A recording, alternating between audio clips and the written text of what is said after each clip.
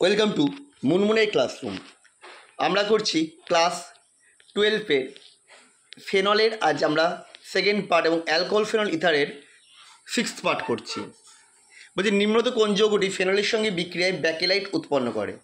আমরা জানি ফেনলের সাথে ফর্মালডিহাইডের বিক্রিয়ায় ব্যাকেলাইট উৎপন্ন হয়, অর্থাৎ অপশান বি হয়ে যাবে।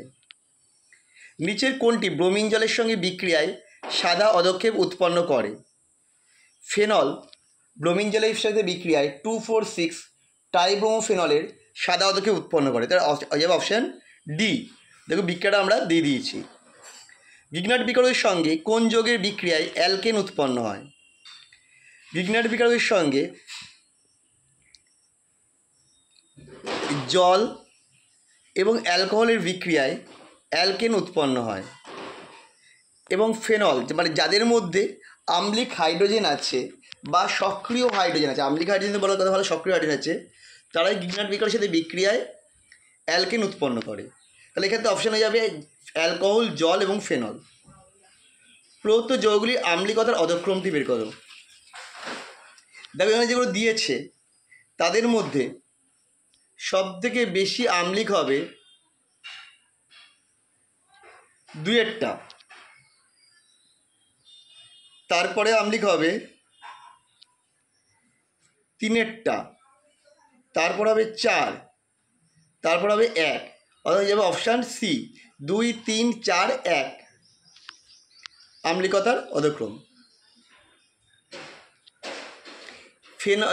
ইথানল ফেনলের তুলনায় দুর্বল অ্যাসিড, কিন্তু ফেনলের চেয়ে শক্তিশালী নিউক্লিওফাইল, কারণ ফেনলে অক্সিজেনের নিঃসঙ্গ ইলেকট্রন জোড় বেঞ্জিন বলয়ের সাথে রেজোনেন্সে অংশগ্রহণ করে। এইটার উপর ভিত্তি করে নিচের কোন বক্তব্যগুলি সঠিক বা বিটলের সাথে চিহ্নিত করতে বলেছে। দেখো অবশ্যই ইথানলের থেকে ফেনল বেশি আম্লিক, কিন্তু ফেনলের চেয়ে ইথানল শক্তিশালী নিউক্লিওফাইল, এবং এর কারণটাই হচ্ছে ফেনক্সাইড আয়নের সুস্থিতি, রেজোনেন্স সুস্থিতির জন্য। সুতরাং এটা অপশান এ হবে। পরেরটা, ফেনলকে গাঢ় সালফিউরিক অ্যাসিড কার্বনাইটেস দিলে কী হবে? এটা NO2 ঢুকবে।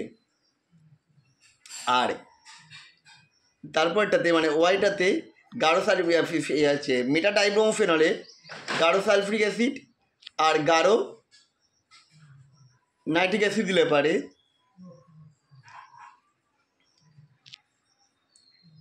তৈরি হবে হচ্ছে, এটাতেও NO2 ঢুকবে। প্রথমটা এটা তৈরি হবে 2,4,6 টাইনাইট্রোফেনল মানে পিক্রিক অ্যাসিড তৈরি হবে। অপশান এ হচ্ছে পিক্রিক অ্যাসিড, মানে এক্স হচ্ছে পিক্রিক অ্যাসিড, আর বি যে ওয়াই যেটা সেটা হচ্ছে স্টিফনিক অ্যাসিড, অর্থাৎ অপশান এ হয়ে যাবে। নিম্নলিখিত কোনটি NOএর সাথে বিক্রিয়া করে, মানে ক্ষারের সাথে বিক্রিয়া করবে?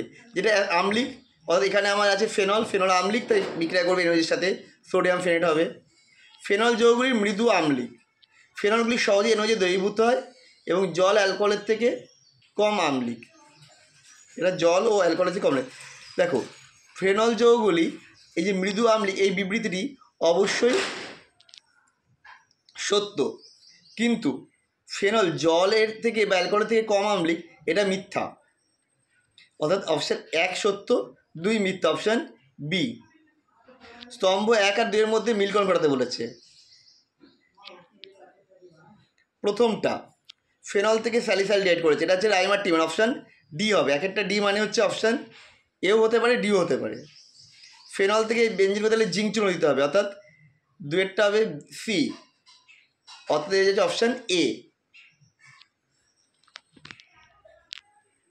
ফেনলের সঙ্গে কেবিআর ও KBrO3 মিশ্র দ্রবণকে উৎপন্ন বিখ্যাত পদার্থটি হলো, এটা হবে 2,4,6 ট্রাইব্রোমোফেনল হবে। আমাদের ভিডিওগুলো কেমন লাগলো কমেন্ট করে জানিও। আবার দেখা হবে নেক্সট ভিডিওতে।